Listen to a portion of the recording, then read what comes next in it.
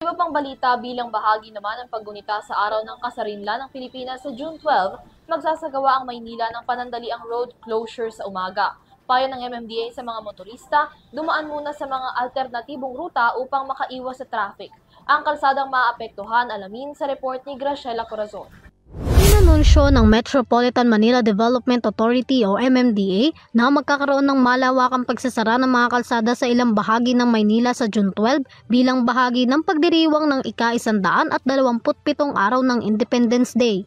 Pansamantalang isasara ang northbound, southbound lanes ng Rojas Boulevard mula Buendia hanggang P. Burgos Drive mula 5 AM hanggang 11 AM ng umaga upang bigyan daan ang mga aktibidad sa pagdiriwang ng Independence Day na gagawin sa Luneta Park. Samantala, ang buong kahabaan ng Katibag Drive, Independence Road at South Road ay isasara din mula 11:30 AM hanggang 12 AM.